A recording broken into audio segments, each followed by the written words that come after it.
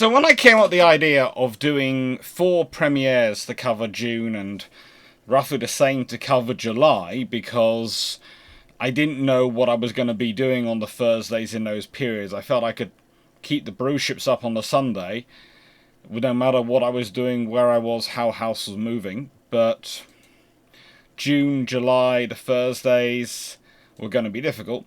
I did actually have a slight wonder in my mind as to what would make it through. What would make it into the top 4? Because usually I have a rough feel for what's going to make it into the top 3. But often the 4th takes me by surprise. And honestly, on this occasion, it was technically a top 5. The number 4's tied. And I had to do another a live on brew ships vote for them.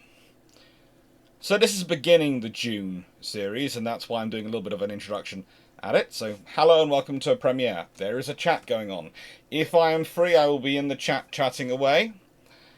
But if I am not free, if I am in the middle of, I don't know, driving to X, Y, or Z, or flying to X, Y, or Z, or, I don't know, arguing with a builder over the height of a toilet, don't get me started. Don't get me started, okay? I've been having this conversation already for the last month and a half.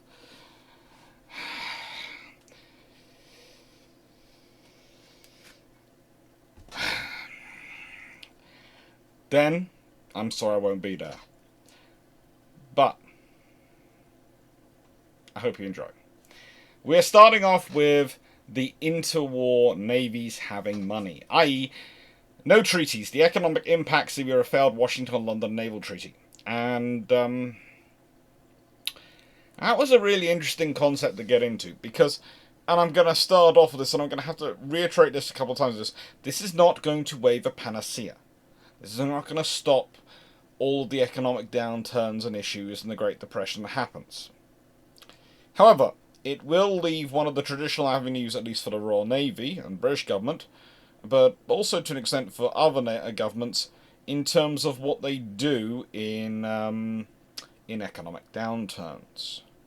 You see, governments will market themselves as laissez-faire. No, we don't get involved in the economy. We let the economy go. We're mercantilist or a capitalist, depending on the period. We let the economy be guided by the economy.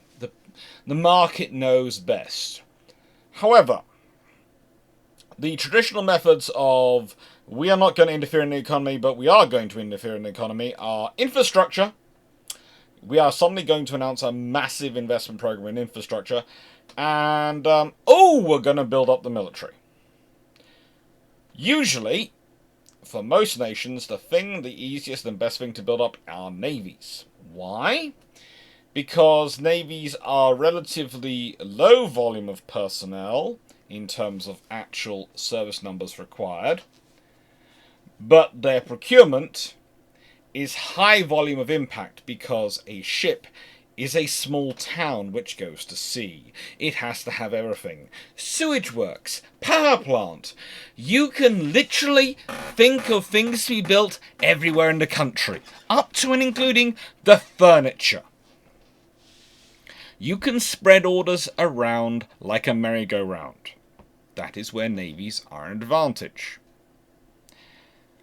If we consider one good example of this as a politician who certainly understood this, for all his many, many failings and many, many things which frankly I find personally abhorrent, Tillman, Senator Tillman, the one thing he did understand was the economics of naval procurement and how it could provide employment. And in his view, by providing employment at Charleston Navy Yard, it provided guaranteed employment for one very important person, i.e. himself.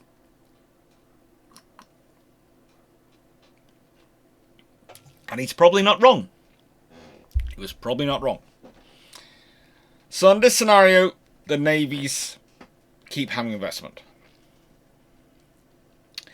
But that does open you up to many, many other scenarios and many, many other things. And usually this is the point at which someone brings up the various war games and the various scenarios that Britain and America have for going to war against each other. I'm going to start off before I get into this by saying that is incredibly unlikely. Britain and America have war games for fighting each other because they are the only powers in the world which approximate each other. I.e., if you do not have a plan for fighting this person, you have not planned for the worst case scenario. Militaries are required to plan for worst case scenarios. Let's be honest, the Royal Navy, you could say the biggest problem for them in the 1910s and run up to World War One was because they had a slew of First Sea Lords up until we got to pretty much Prince Louis of Battenberg, who eschewed, ignored, undermined the Admiralty staff, and then when they found that the Army Imperial General Staff, or various things they were called, had been pumping out a whole load of papers which they'd been circulating around the civil service and politicians, and so had inoculated them their view of the world, went, oh, why is no one listening to us? Well, it's because the army had actually done a PR game. You guys hadn't. And they'd actually put forward their argument. You hadn't. And one man going and speaking is great. But about 150 people writing reports, writing out scenarios, writing out papers and position papers and operational documents, even though most of their documents were, let's be honest, train timetables, and pumping them out with a new typeface, a new front cover page every other week, builds up. Well, the Admiralty do have proper staff in the interwar period, and they are producing plans. But they're also producing plans for Japan, which is the primary war scenario for both Britain and America. If you want a really good example, the Americans and the Brits both war game fighting each other. The Americans usually consider it Sable Island, which is somewhere off the coast of Canada. The British do not intend doing it off the coast of Canada. The British have worked out the Americans expect them to fight down the coast of Canada. Their intention in most of their war plans, in most of their war games, usually involves a feint in the direction of that direction to draw the American fleet up to the coast of Canada, because they know they're short ranged and they know that's where they'll probably think they're going to come from.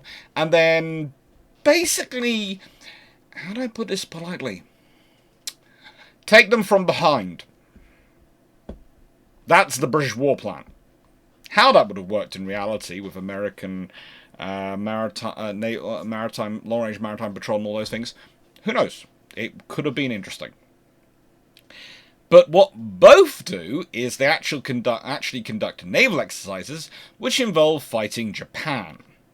So when it comes to a big white and black sort of massive supersized chessboard and moving pieces around, they do go through the theory of fighting each other. When it comes to an actual naval exercises, the person on the other side is Japan, for both of them. And the thing is, every time someone says, oh, Britain and America would have gone to war with each other, I ask them the same thing. What is going to cause a war between the two of them? What is there that is going to cause them to actually go to war? I mean, I'm not talking about people getting angry and people writing nasty comments in the newspapers and making flashy speeches. I mean, what is there to actually cause them to declare war? Rather than having a snooty round of diplomacy.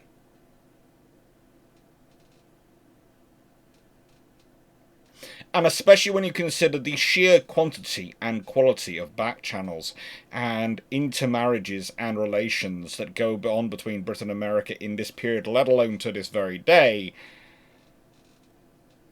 Again, I ask you, what is there that is actually going to lead to a war?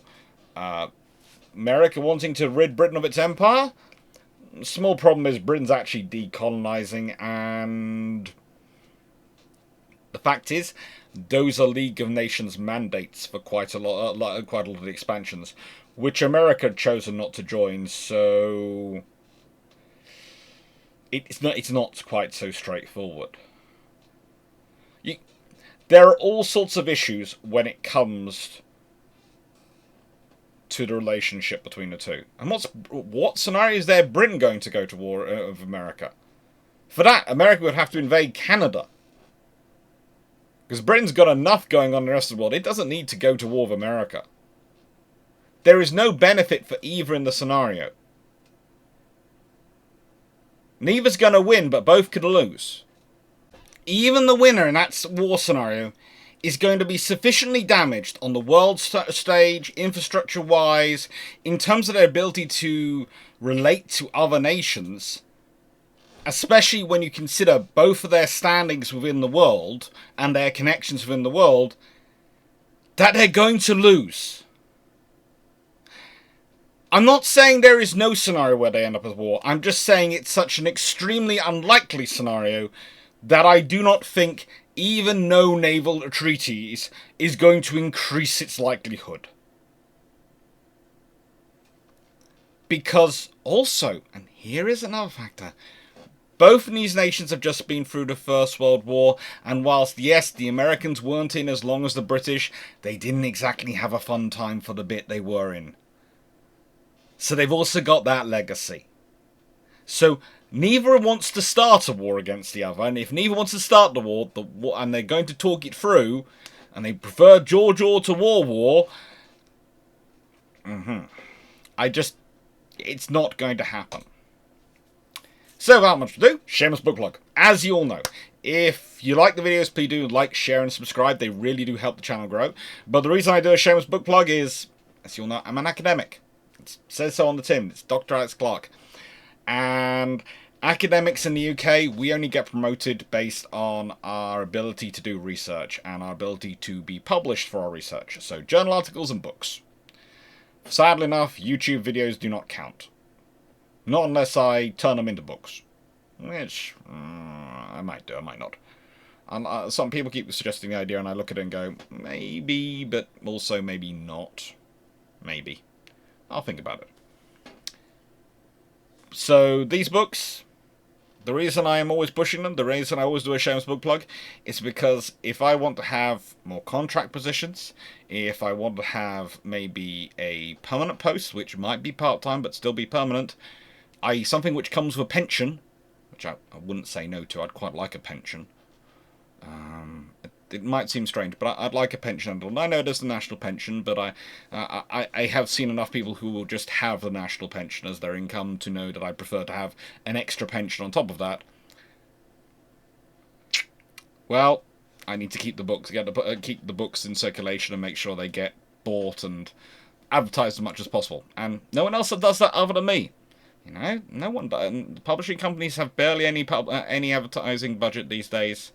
Unless you're, I don't know, Jeffrey Archer or someone massive who sells lots of books easily.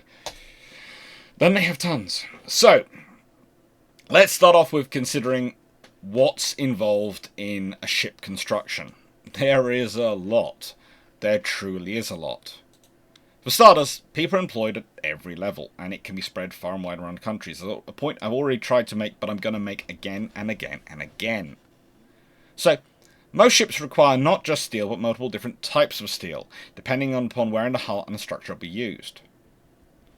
So, yeah, there's lots of different types of steel that's coming in there. And by the way, there are also possibly going to be different types of armour as well, which is why armour is separate to steel. Now, all these different types of steels require different mixtures. They might well be made at different plants. They require maybe different combinations of raw materials. Different additives. They're going to be different alloys. They also have to be developed. Research, development, and that's going to add another layer of level of employment. And again, think about it. For all this stuff, there is research and development going on. One of the interesting things, and one of the interesting discussions I've had with a couple of people recently has involved the development of radar. And how quickly it accelerated once navies got involved.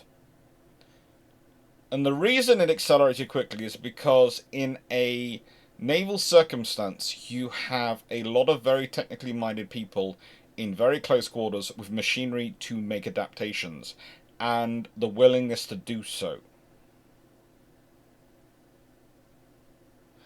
I'm not saying that air forces and the Army Air Corps, the Royal Air Force, etc., do not have that in mind. They do, but they have very different structures. If we consider the role of the fitters, etc., and personnel in an airbase, what they're going to be going around doing, whereas the Royal Navy has literal machinists on their ships who, whilst they will have other roles they'll do as part of their engineering or stoking duties, etc., have access to a lot of machinery, lathes, and all sorts of fun things to produce parts and components they need to keep the ship running. In other words, they have basically the equivalent of a cottage industry factory on their ship. And yes, we're talking about cruisers here, and ships of that nature and above, more than destroyers, but even destroyers have some very interesting fixtures and fittings that can allow them to do modifications. Add that scenario with usually a very technically minded group of personnel and a willingness to do things and to muck around with things, and suddenly you can have a lot of acceleration in terms of development. This person put forward the idea that considering quite a lot of the early radar discussions and developments came out of the need for long-range range finding, which has come out of the gunnery developments in the 1900s, 1910s, which have made Dreadnought and all the battleship long-range engagements viable.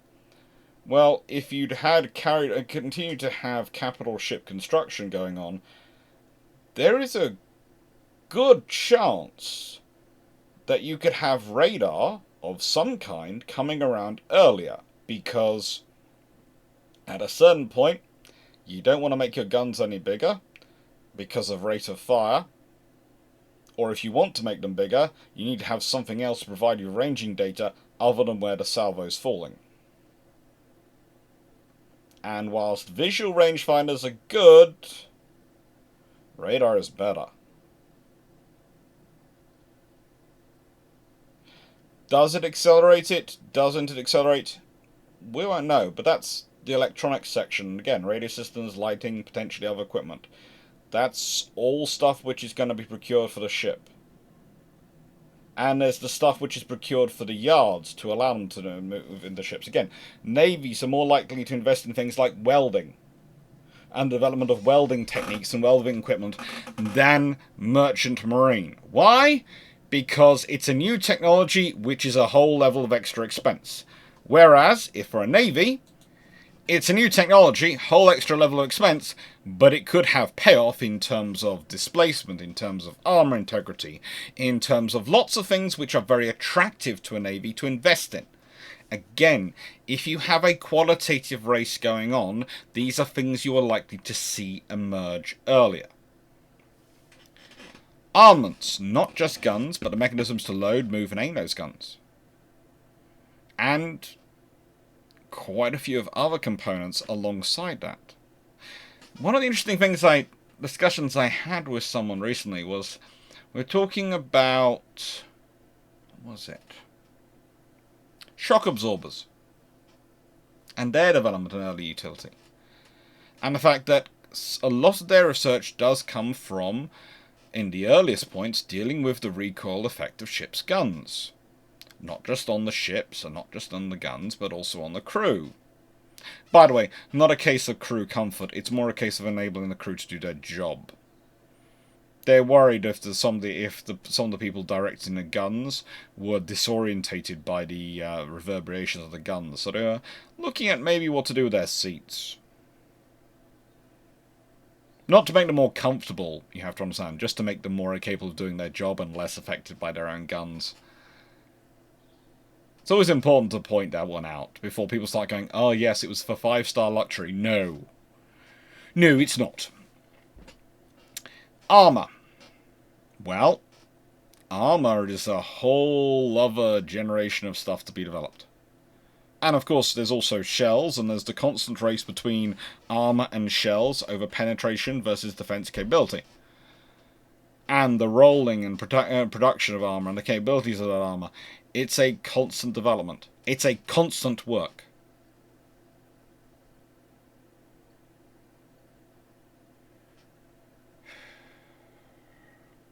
Furniture. I've mentioned this several times, but it needs to come from somewhere.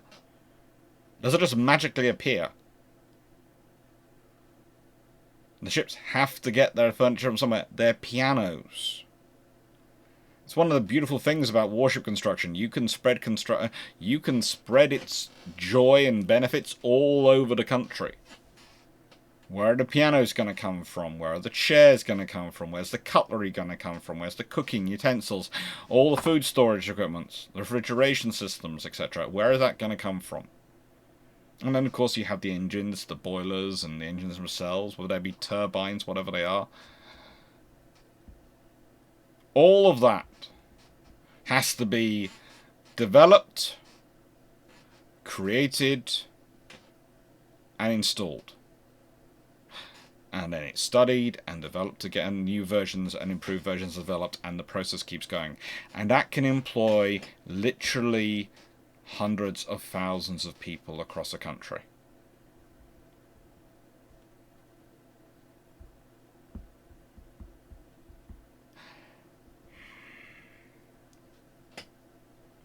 And the thing is, if you add on to that, if you have a level of warship construction, large warship construction going on, that provides a level of security for your major yards. They know they have the warship construction going on, which enables them to bid and invest in technologies, etc., and apply those new technologies to merchant construction to get more bids and get more. So usually, if you have a sufficient amount of warship construction going on, then your yards can make more money by doing merchant ship construction, which is going to bring down the cost of everything. It also means that in times of economic downturn, when that happens in peacetime, because rarely it's going to happen in wartime, that scenario, but in times of peace, when there's an economic downturn, the warship construction carrying on is going to enable those yards to retain the experienced and qualified and skilled personnel. There's not going to be a massive layoffs. There's not going to be a brain drain or skill shortage generated, which you're then going to have to compensate for by training a lot of more people after it's over when you need to grow your production capabilities, because that will be more expensive. Longer term, an ongoing production level is far better to maintain and to provide a constant throughput, but also it keeps costs down. If you want a bad example of military industrial economics, you have what I call surge and cut. Surge and cut. Where they surge the spending to procure this generation of stuff, and then they cut everything back, and then they have to surge it again to pay for the next generation.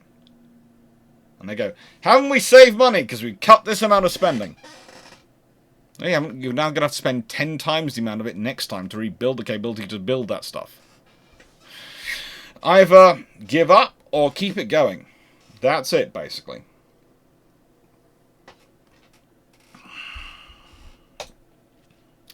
So, then we have to consider Washington Naval Treaty. Well, what was the impact of Washington Naval Treaty? Well, it cancelled a lot of capital ships. Admittedly, the British did get to build 2, but a lot of ships are cancelled. A huge number of ships are cancelled. In America, in Britain, in Japan, in France, in Italy. Those are yards which are affected. Those are people's jobs which are affected, because how much of that construction was actually replaced in terms of its yard space allocation? Not a lot. And it didn't just cancel existing construction, it cancelled future construction, so why do you keep those people on? This is probably the most dangerous point for for yards. Aircraft carriers had allowed a limited future construction, which was nice, and encouraged some new construction. This was because they had a treaty limit, a cumulative limit, but it was sufficiently high enough, most were building up towards it.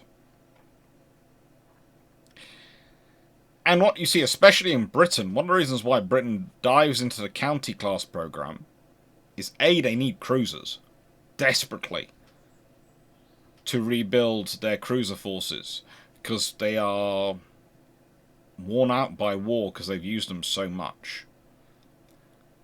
But also, that cruiser program is in many ways a functional program to try and assist the economics of the yards and keep the yards going. But a 10,000 ton standard county class cruiser does not provide the same amount of work a 45,000 ton or more class capital ship does. It really doesn't. And let's be honest, the British would have been building the cruisers anyway. So that's really not instead of, that's as they were planning, with nothing replacing the capital ships.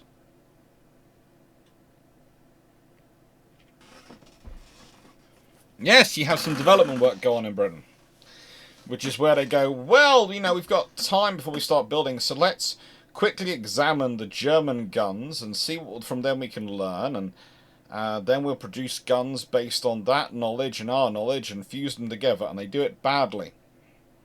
And no, I'm not saying the Nelrod guns, the 16-inch guns, were terrible weapons. They weren't. It's just they truly were an improper fusing of British and German guns and thoughts on the guns and gun construction methodology and research. And what's worse is, as the British did more testing after they'd started the guns and they'd already gone down the line of finishing the guns, they realised it. And the British actually realised it. Oh, we drew the wrong lessons from our initial testing. We really did. We fudged up. The light shells, etc.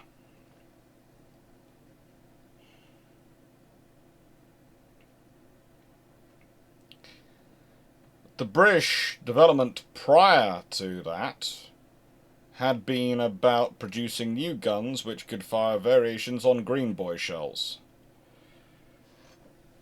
16.5 inch and potentially 18-inch versions of those. That's scary. It's similarly for the Americans. If we consider the Bureau of Ordnance and Bureau of Ships had a huge kerfuffle when it came to the Iowa class, because the Bureau of Ordnance was planning on just reusing the guns they had earlier designed, and the Bureau of Ships had said, well, we wanted a new lightweight turret, had a new lightweight turret plan for lightweight guns because this ship was supposed to be fast. It's honestly not a battlecruiser, fast battleship. And it is a fast battleship. The Iowas are a fast battleship. But as I always say again, it's a spectrum, okay? You start out with the Dreadnought battleship here, you move to here, you have the fast battleship, you move to here, you have the battlecruiser one word, and you move to here, you have the battlecruiser two words, i.e. the Invincibles, the original battlecruisers. Closest to a cruiser. Then it's, it's the fuzzy bit in the middle that people find fun, the fast battleship versus battlecruiser, and trying to work out which is which. For those who are not sure, Hood is definitely a battle cruiser. She starts off as a battle cruiser, right the way over here, and moves to battle cruiser thanks to post-Jutland. She does not move, thanks to subdivision, armor coverage, and everything else, to fast battleship. That required a complete redesign, and the reason they wanted to do that, which is why they give up with the Free Admirals and they go to the G3s, which are battle cruisers, but they are so fuzzy. They are the battle cruiser side of the center line, but they can see the center line very clearly from where they are, between them and fast battleships. And whereas the Lexingtons, because of their mission, their role and profile, they are actually back at the battle cruiser. They're back at that very, very fast emphasis on speed, basically a cruiser with capital ship guns level of battle cruiser. Now, I'm going to say this again, because it's important to realise. Britain and America aren't going to go to war. And then we look at their construction, and they aren't really building against each other in a quantitative way. They are in a qualitative way. People point to the huge surge in American 16-inch construction and go, look, this is the Americans trying to outbuild the British. You go, okay, just one small question. Did you see how many 15-inch gun ships the British have? They have 13 of them. The British are already planning on the next jump and the next jump. This is a qualitative race.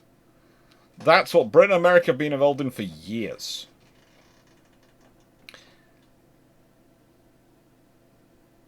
Japan, France, Italy won't afford it. Japan will certainly build to their plan.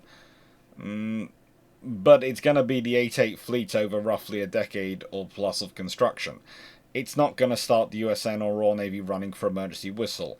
And yes, it's going to cost a lot of money, and people usually say this is going to bankrupt them. They're just going to build it slowly. They can't really afford to. They can't really build it quickly because they'd have to massively increase their infrastructure to be able to build it quickly. We're talking about a nation which, even after years of secrecy and development and pushing things up as much as they could, in the late 1930s, early 1940s, could either build Yamato and Musashi or could build the rest of their naval program. They couldn't build both at the same time. The limit for them is not so much money as actual physical infrastructure. So I think what you end is an 1890s scenario. You end up with a qualitative race going on with everyone going, look at my new battleship, isn't it sexy? And that's if America even plays. I think you might end up with a scenario where America goes back to building 2 battleships a year, ordering 2 a year, and the British are ordering 4. The British are ordering 4 because that's their constant if you look at it. That's what they like to order, roughly 4 ships a year. And if they do that, then both are happy. And the main condition is going to be the American one has more guns. The British one is probably going to be faster, slightly longer range because it's got to defend an entire empire. The American ones have got 2 huge, massive coasts to defend, so they don't need to be quite as fast, but they need to be powerful. So if you come to attack their coast, they can blow you to smithereens. And they're just going to keep on like that. And they're going to have probably regular meetings, and they'll go on ship visits, and you'll have American battleships turning up in Britain, and British battleships turning up in America for various meetings, and royal family going on tour in America, and the presidents coming to the UK, and that'll be it. And they'll be showing off their latest and greatest battleship every time they do it. Or their latest and greatest cruiser. That's all. Will they keep it going? Well, the question is, and honestly, with the thing that people often think about after World War I, Britain's broke. No, World War I doesn't break it. World War I, the Great Depression, World War II, and the American decision to end Lend-Lease overnight without giving them a heads up are what cumulatively all break the British economy.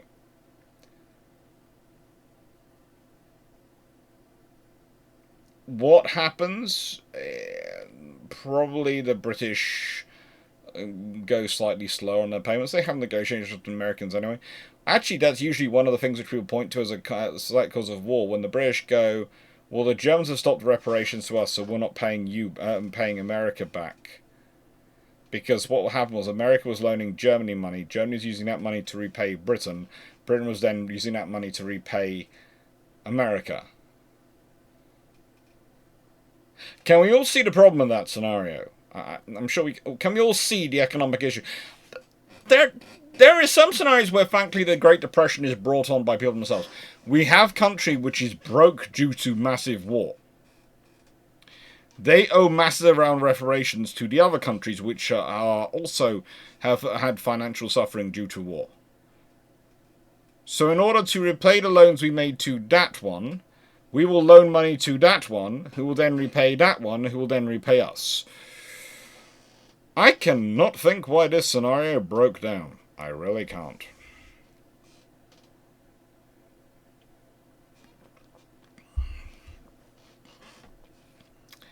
I don't know.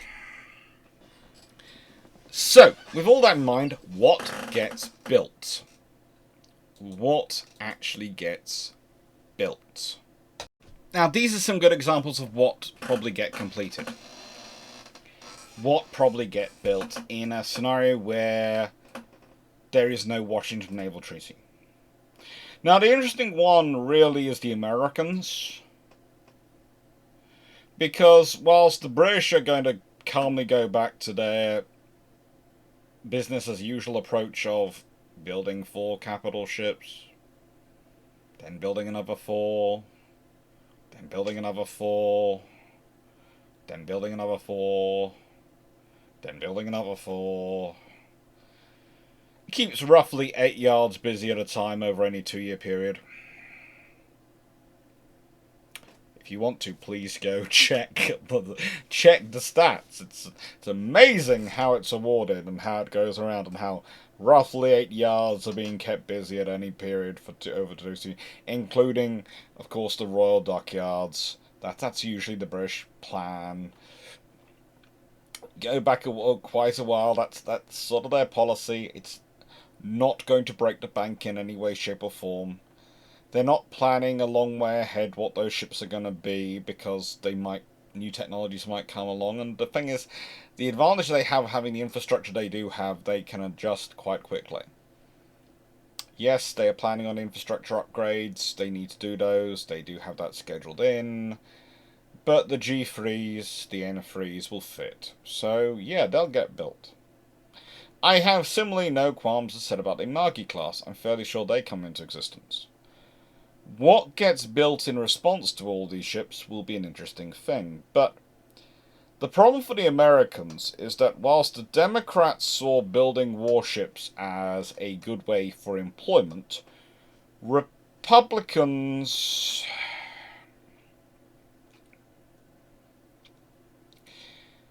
Since they lost Teddy Roosevelt, I would say they hadn't really had a prominent Republican navalist. Someone who's pro-building a fleet. Not in this period. So before someone starts coming and going, this person post-World War II and this person. I'm talking about the 1920s. Okay?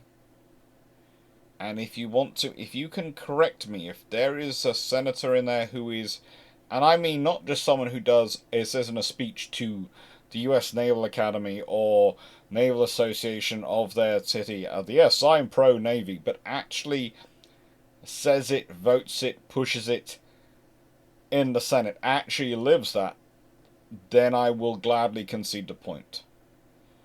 But all the evidence I've seen is, despite there being many who are prepared to pay lip service to the idea, there's none who really want to fund the idea at that point. So the problem with them being resurgent is that I think projects like the Lexington class could suffer. Now, yes, the Americans have ordered ships, South Dakotas, etc., and they might well complete them all. But will they order anything after them? I'm not so sure about that. Will they even complete all of them? Is a question. It's a solid question. The thing you don't get is conversions for carriers. The Lexington class, which are complete, are not going to be converted to an aircraft carrier. Their hull might be used as the basis for an aircraft carrier, design and build. I can certainly see the British following through that policy because they were already designs, and I'll be talking about in a second, the British were pushing on that idea. The Japanese, I think they would only really get into carrier construction once they got through the first set of the 8-8 fleet plan. I.e., something probably past the Key class. So it would be the Amagis, and then it would be the Keys. And I think there's probably around about the time of the number 13s, the 18-inch gunships.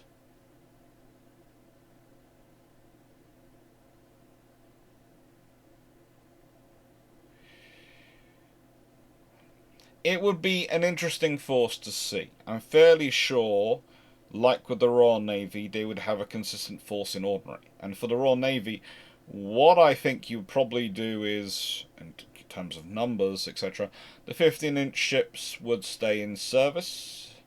The 13.5-inch ships would be reduced to ordinary. Maybe some of the newer ones of those, i.e. the battle cruisers, might be given to people like Australia to give them a newer battle cruiser after a suitable refit. Canada, etc. might get something. Again, that could antagonize the Americans, and the Canadians might not be happy or want to receive anything themselves. But honestly, if it's a 13.5-inch gunship, that's probably going to be better received than a 15-inch gunship. So perhaps they get the King George V's, or something like that. Something to give them some warships and some capability. India might even get something, because again, the Royal Navy, these are not that old ships they'd be planning to get rid of. They might sell them off, they might scrap them, but they might also give them out amongst the Commonwealth Empire members. And also, that's another thing to say, well, hang on, in the nicest way, these nations have their own battle fleets. Are you really going to claim our empire is draconian and controlling? Yes, we have other methods of controlling them, of course we do. But, you know.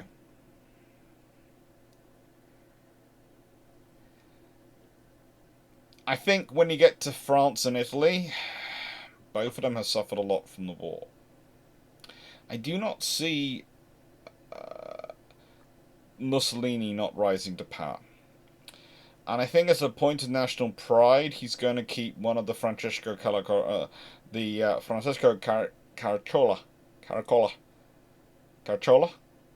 in production. I think he's going to at least one, maybe two. Low rate production. I think the French do the same. Honestly, I think they do low rate production on a couple of their ships. It's a couple of the newer big ones. They just build them out.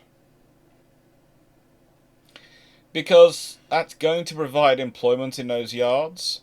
It's also going to provide a long-term employment, and it's something useful they can build. And it's providing a lot of employment around the country.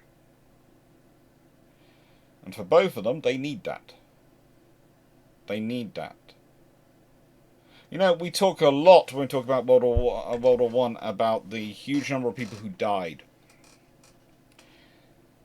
One of the things we don't talk about as much, but have an even greater economic impact, are the people who returned, who were traumatized, who were handicapped.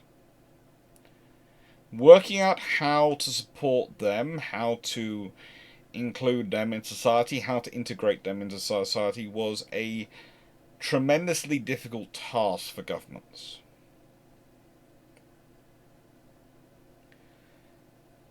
Again,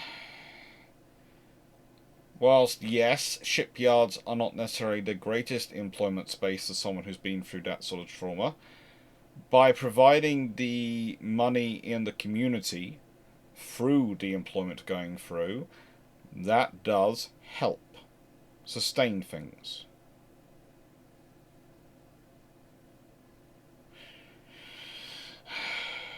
It helps support things. It helps families which do have a mixture of people, let's say, to better support themselves and sustain themselves through the circumstances, and to give them time to adjust. Now, one of the interesting things I do see happening is I still think, again, there's a huge slowdown in destroyer construction post World War One, because there has been a massive surge in them. A massive surge in them.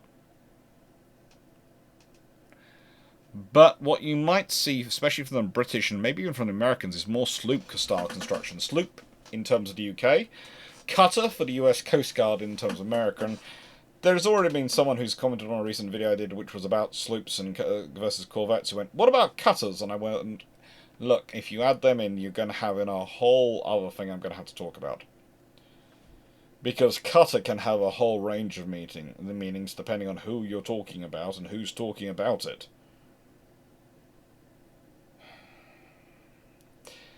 Carriers are going to be the interesting one, though. They truly are. Because if you don't have Lexington and Saratoga, where do the Americans go from Langley? Langley doesn't fit. I've done an entire video on US naval aviation doctrine, and Langley wasn't good enough. They already had plans, and honestly, even Lexington and Saratoga weren't really what they wanted. The closest to what they wanted were the Yorktowns. And those weren't perfect embodiments of what they wanted. You can argue until the treaties are fully thrown off, they don't get what they want until the midways. Because that is when you finally combine survivability with the large air group, which they really wanted. And the Americans had exchanged that for a large air group because they needed a large air group for their kind of war fighting and kind of fighting scenarios they expected in the Pacific. Thanks to wargaming. So that's an interesting... That's why I said maybe you still get something based on a Lexington-class hull. But it might not be Lexington and Saratoga, which of course were as far along as they were, need to be converted the way they did. It might be literally they take the design of the Lexington-class hull, and they are using that hull as the basis, design a carrier on that hull. With no issues, no compromises, no adaptations. Again, the interesting thing is with cruisers.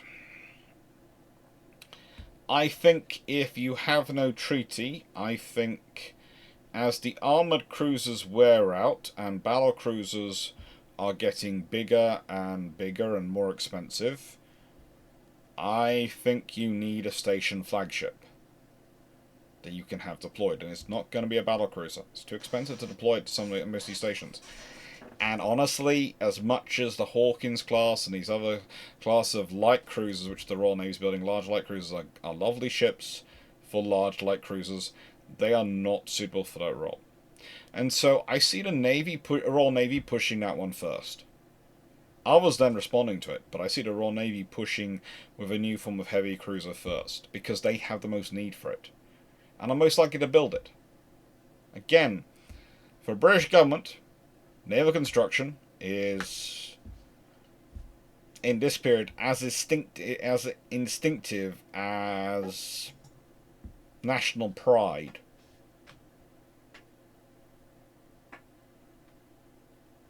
It takes 20 years of a treaty system and constant campaigning, and then a Cold War scenario where we really emphasise the European front to get the British government out of their instinctual reflex being, whatever the crisis, naval construction. Economic downturn, naval construction. Russia's massing, naval construction. Pretty much every time there was a problem, their reaction was naval construction. We are talking about a government which had literally, the Treasury wanted to build 4, the Navy wanted to build 6, and thanks to a political campaign mounted by the public and members of Parliament, ended up compromising on 8.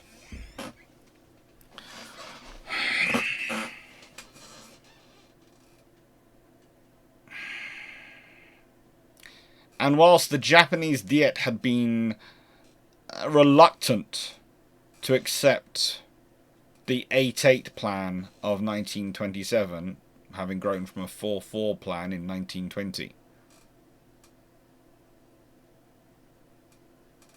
Well, the 4-4 plan had been the official one, and then the idea was that they would get to an 8-8 platter strength by 1927, and that was agreed in 1920, sorry. The reality is, they're not going to get it by 1927. Their infrastructure doesn't sustain that, no matter how much money they try and pump in it. And I think they're probably going to get it by about 1933, 1932.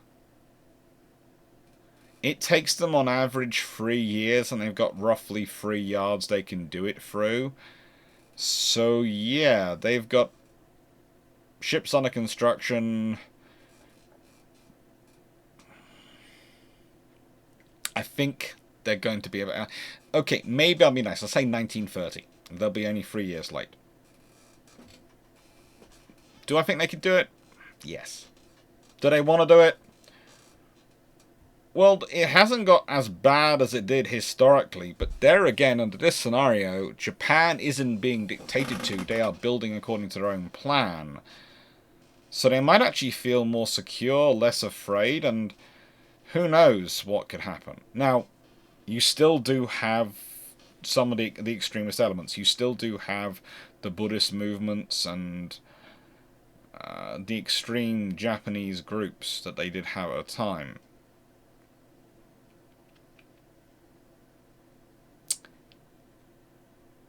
Probably will still be killing each other. But I don't think it causes as much of a problem. I think they have enough construction to maybe satisfy some of their urges. And one of the interesting things, again, for the British, the British were doing quite a lot of research into carrier design and construction this period. So what I think you probably see come out is a scaled-up Hermes. I think if the British do new construction after testing Hermes, etc. in operations, and the ships they're testing and converting, because they're already doing Eagle, already done Furious, do they convert Courageous and Glorious?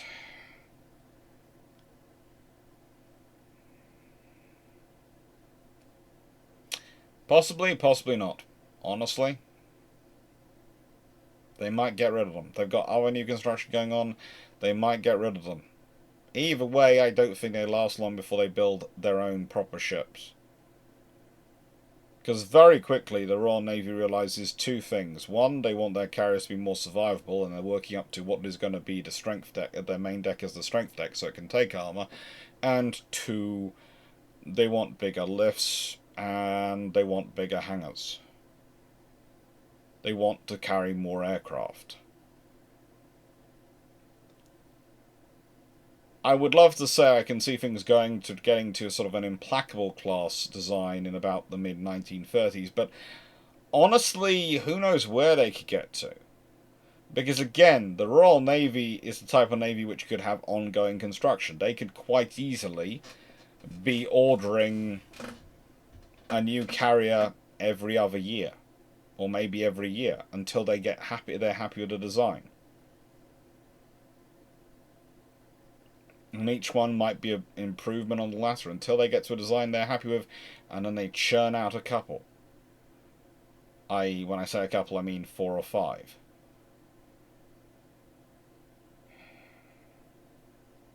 The Americans are going to be the interesting ones, because without the treaty,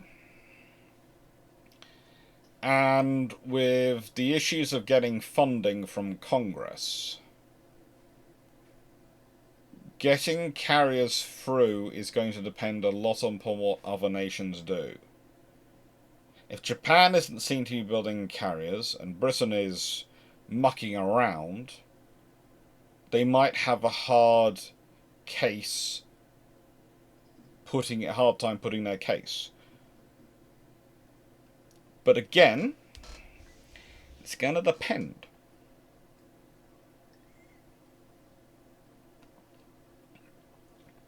You see, if there are sufficiently sea-minded senators, or senators with sufficiently sea-minded districts, i.e. yards, who like to stay in their roles for 3, 4, 5 terms, with all the perks that comes from being a multi-term senator, they might well be persuaded. And let's be honest, Moffat and the others do a good job of pushing naval aviation. They really do. And I'm presuming the war games are going to say the same. They're going to carry out the same war games, so they're going to get the same results. And if they get the same results, that's going to justify aircraft carriers. So who knows? They might build something themselves. And then the others are going to react to that. If the Americans build a massive battlecruiser-sized aircraft carrier, what are the British going to do? Go, that's interesting. Or are they going to go, we can build one better? Because it's going to be a qualitative race.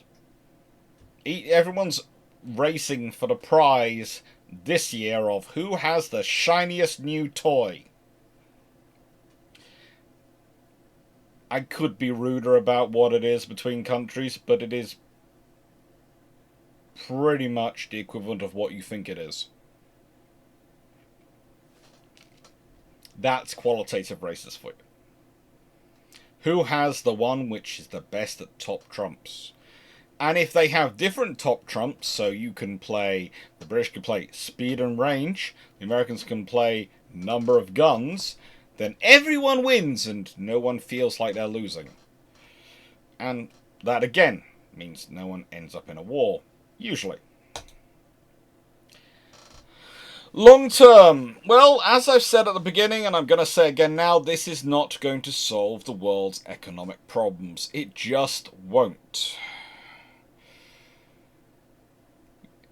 Again, I'm going to re-emphasize the very dubious banking practices.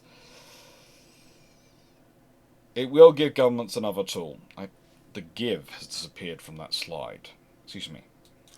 The really interesting for me long-term and long-term economic impact is that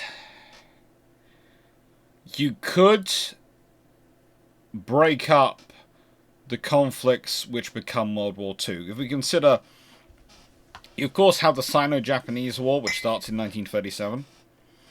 That leads to even more deteriorating relationships between America and Japan, which leads to all sorts of sanctions being put on the Japanese, which leads to a lot of the Pearl Harbor and the Japanese having a theory that it's us or them and we have to fight because if we don't fight, we're going to definitely die. If we do fight, we probably will die, but we might win. You have that as a scenario. It's the same with other conflicts, though. If you think about it, if the Royal Navy has, by the point you get to World War II, probably replaced every battleship in its fleet, I sincerely doubt any of the Queen Elizabeths or ours are still, let alone Renown, Repulse, or even Hood, are still in service by World War II in a scenario where they are building 4 ships pretty much every year. They'll have got rid of them. There won't be any reason to retain them. The really interesting thing is, by the 1940s, even some of the ships built in the 1920s could well have gone. They'll be spread out amongst allies, or they'll have been sold off. And before people think, that's... Alex, you're talking about 80 ships. That's an obscene amount of ships. I will remind you, the Royal Navy's strength in the run-up to when opening of World War I was all battleships, including the pre-dreads, i.e. the Royal Sovereign-style battleships, and the dreadnoughts, was 82. They had 136 cruisers, 142 destroyers, 80 torpedo boats, and 80 submarines.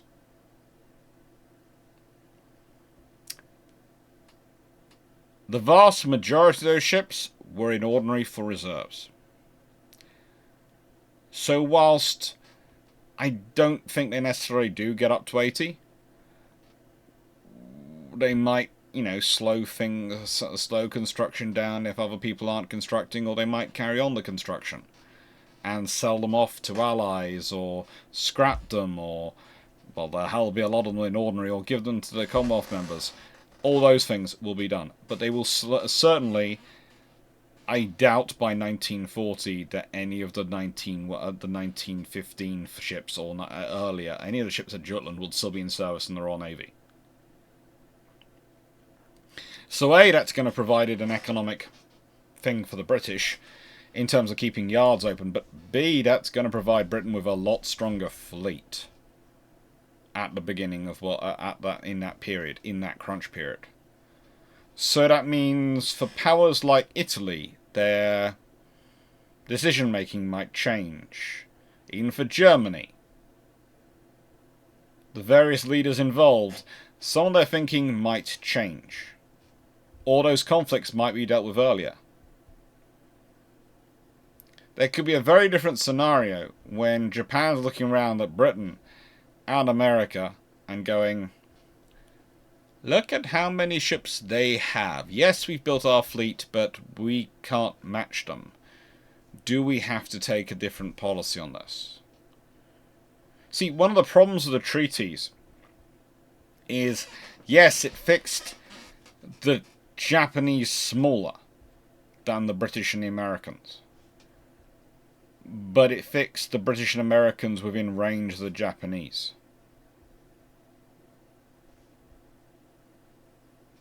You can do a lot of deterrence by construction, by just going, yeah, and how many do you have? And again, this has been a strategy of the British for a long time, and the Americans were picking it up at the beginning of World War I as well, prior to World War I as well. What costs less? Buying equipment, keeping it ornery in good condition, activating it on a regular occasion to practice so that people know it works, or not having the equipment so you don't look as strong as you could look, and ending up fighting a war.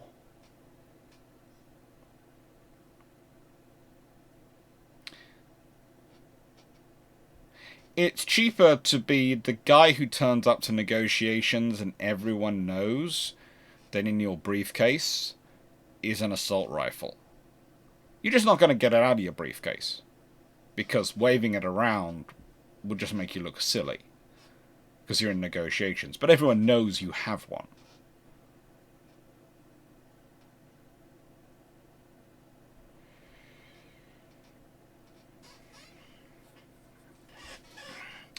So, realistically, do I think Germany doesn't go down the rise of Nazism with all this? Nope, because they are the Treaty of Versailles, and they have a humongous chip on their shoulders post-World War I. They really, truly do. So that's not going to happen. That's not going to change. But Japan, they still have the internal problems.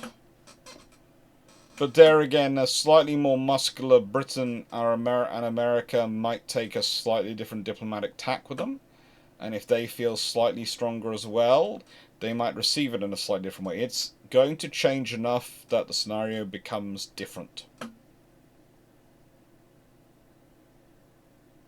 The scenario becomes very different. Let's say when the atrocities start being seen, if 1937 happened as it did historically, and the atrocities start being seen, well, the British and Americans go, yoink. We've deployed a massive joint fleet to intercede. And again, before you think they wouldn't do that, the British did that in the Spanish Civil War, along with the French. Yes, that was League of Nations. Yes, there were all sorts of issues, and yes, it wasn't really particularly effective because the Italians and Germans were flaunting it. But again, part of the problems of them flaunting it was because the British didn't have enough resources, enough ships to be able to send there. because of the treaty limitations, and specifically what they needed, and they realised this quite quickly, were status ships to send. Because they needed the destroyer flotillas running around doing the actual job, but they didn't have enough status ships to act as, excuse me, we're a big thundering chunk of steel. We are massive, listen to us. Occasionally, you need the muscle. Not to necessarily use it, just to show you have it. It's an option without stating it's an option.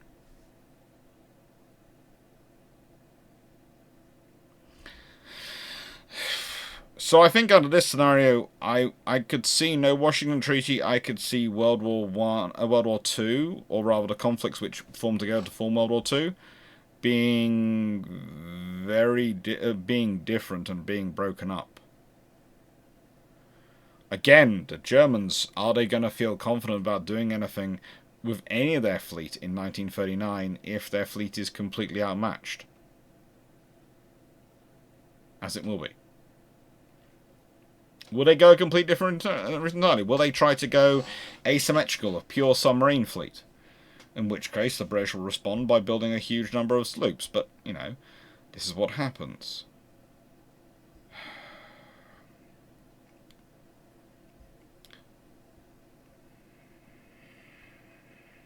And again, please note, the Royal Navy with its 82 battleships, they were not ordered at the same time. They were ordered slowly over years. Yes. And that number doesn't include the Queen Elizabeth's under construction, or the R's under construction, or the other ships under construction at the time. It's a truly obscene number of ships the Royal Navy had maintained.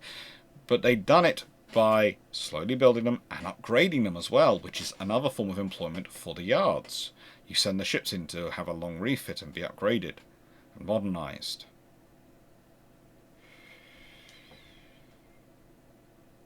So yes, long term, I think that's also an impact. So then we get on to another scenario. Washington happens, but London fails.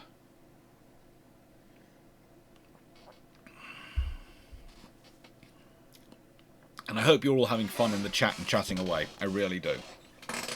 Because that is the reason for these videos. The reason I'm done with premieres is I want people to still be able to chat with each other. I know you like to chat with each other on a Thursday, and I wanted them to still the chat to still be possible. Okay? I still wanted the chat to go on. Now this scenario is even more possibly likely than the first scenario. Because I didn't really postulate why the Washington Treaty just didn't happen. I didn't bother getting into that. That would have had an impact, but honestly, political breakdown at this point isn't quite possible. Let's be honest, the Americans didn't... Wilson is key with pushing and creating the League of Nations, and then America abandons it and leaves it to a British and French talking house, where the British and the French have both been effectively the British major, as I said, foreign policy position has always been, whatever the crisis, build warships. And the Washington Naval Treaty has pretty much meant that can't happen. So, yeah, League of Nations, not an efficient world policeman when the person who's the nation which is the world policeman, because America didn't want to and Britain is the other big power at the time, its natural inclination is blocked by treaty. It's just terrible for some reason. How Britain shows its strength, build warships. How Britain shows its interest in situations going around the world, build warships. How Britain shows it's interested in the world, sends warships to visit those places in the world. That's pretty much the British diplomacy. You stop them being able to freely build whatever warships they feel like cranking out, you've basically lopped off an arm. Or something else even more sensitive, depending on how colourful your imagination wants to go. Now, the first London Naval Treaty could quite easily have failed for the same reason the second London Naval Treaty failed. Italy and Japan just don't join. That's quite possible in 1930. They just choose not to join. Then you end up, rather like I tend to insist on calling the Second Naval Treaty the 1936-37 Treaty, because in 36 it has this level of agreement, and by the 1st of April 1937, its agreements its agreements have changed dramatically because Italy and Japan haven't joined. You'd end up with a 1930-31 treaty. You would end up with that as being a scenario. And I could not be too disappointed. The thing is, whilst governments in the Great Depression would probably like to spend money on other things, or cut spending if they can, cut spending because some of them believed that was the sensible idea. The shipbuilding, as I've already been over, is a good way of propping up the economy. It's a good way of helping the economy, and let's be honest, the British actually do that. That's what the town class shamelessly are used for. It's a literal function of the town class when they are selecting the yards to build them, which areas have suffered the most economic deprivation. And I'm using modern phraseology to cover what were in some incredibly colourful terms in that file.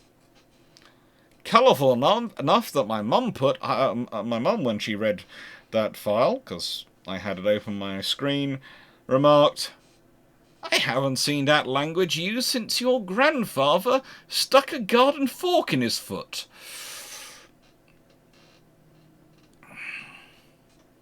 Which then opened up a whole other conversation about my family history, but yes, we'll leave that to one side.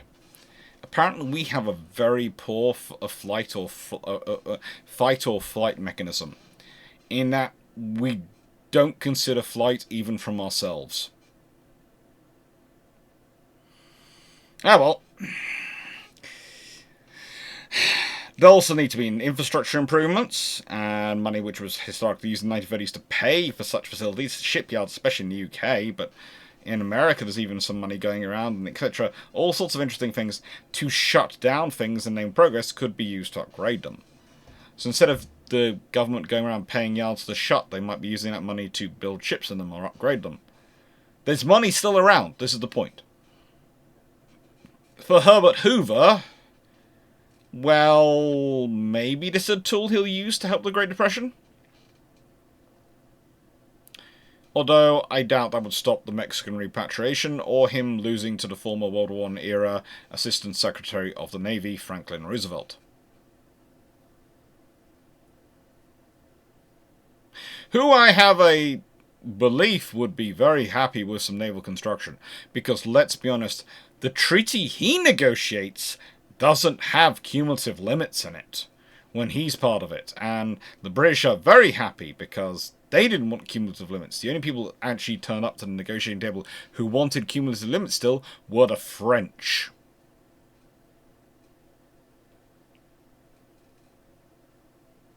I think if Japan had realised that cumulative limits were going to be off the table, they might have actually been interested in the Second London Naval Treaty.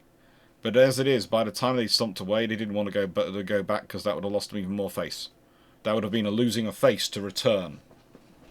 That you can't really spin that in the scenario they are in as a victory. So, yeah.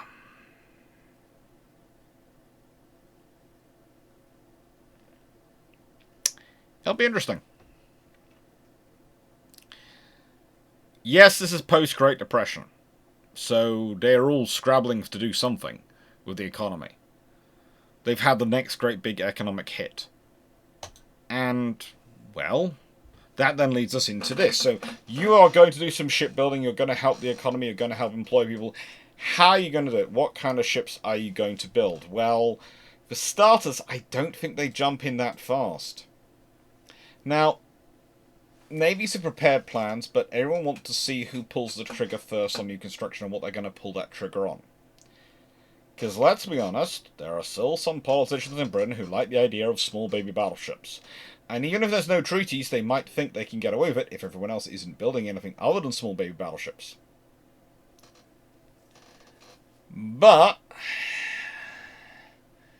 I have a sneaking suspicion. I think it'll be most likely Japan, at which point America and Britain will jump. But I have a sneaking suspicion about Japan in this scenario, which is going to have an economic impact for Britain and America. You see, the Japanese were planning an 18-inch gun design in the form of a Yamato. Officially that starts in 1934, but they're planning it in the 1920s to build number 13 class. They had an ongoing program. Number 13's a potential design for them is included above. So I have a strong suspicion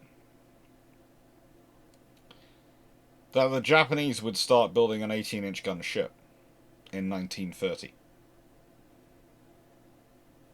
Now, okay, that's going to cause all sorts of problems for their cruiser and carrier construction because, as I've already mentioned before, they can either build their super battleships or they can build everything else. So, yeah, that's going to be fun for them. But let's be honest, they're obsessed enough with status assets, they'll probably do it. Do I think they try and build other things at the same time? Potentially in 1930, their economy's in a better position. In 1930, they haven't yet done the second Sino-Japanese War. Their first one is an interesting experience. I'd say they go ahead. And the thing is, that's going to put the British and Americans straight into a bad position. Japanese are building an 18-inch gunship. That means all those ideas for British governments of 12-inch gunships or 11-inch gunships or 14-inch gunships probably won't add up because Britain's the global maritime hegemon. Britain's the primus inter pares. They're the first navy of the world. And again, even in the treaty period, the Americans and British are officially equal, but you have to remember the Congress doesn't fund the Americans to build up to the level. The British Parliament does fund the Royal Navy to build up to the level.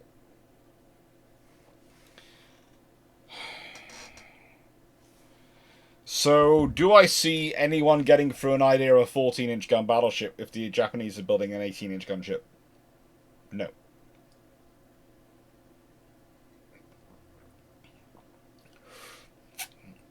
With Nelson and Rodney around, do the British go with a 16-inch gunship?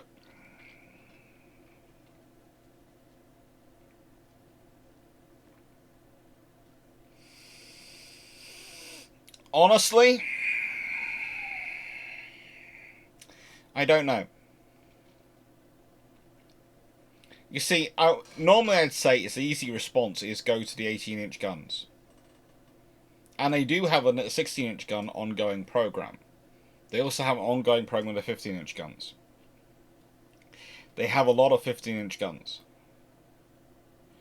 And they still have the ideas of the 15-inch 50s going around. And they know the green boys are good for armor piercing. If I was going to rapidly build something in this period, considering the British have an ongoing program with the 15-inch guns, which is massive, which means they have an ongoing repair, recasting, sustainment program for their 15-inch barrels. If the British go for a knee-jerk, we have to get a new class of ships into service as quickly as possible, I think something like the F3's, G3's idea gets dropped off, probably the F3 design, the battle cruiser design of 15-inch 50s, 9 15-inch 50s in three turrets forward. And possibly the British take that design and that idea and turn it into something with 12 15-inch 50s or something of that sort of line. Maybe slightly bigger. Maybe they push their infrastructure. Maybe they go, right, and we pushed it with Hood. We were then going concerned with the G3s, the F3s, and nil rods. We don't have to worry about the tonnage limitations. We don't have to worry about any of that stuff. We only have to worry about infrastructure limitations. Let's build something that has got enough firepower and has got 12 15-inch 50s and go for that. Because you've got the shells, you've already got the shells stocked around the world. If the Japanese announce they're going for this, and they're building that in intelligence reveals they're going for it, I'd be tempted to go for that. Also, it offers the quickest way to upgrade the other guns of the Royal Navy battleships. Because the thing is, you can't do a massive replacement that quickly, and you can't cover the Empire, and everyone else is probably going to start building. So they can't afford to get rid of ships until they've got a goodly start of new ships coming in, which means upgrading those ships becomes another criteria. Which is where a 15-inch 50 design goes. I know they don't do this historically, but historically, you've had, by the time you have the 1937 treaty, etc., they've got obsessed with the idea of the 14-inch gun. It's really bedded in.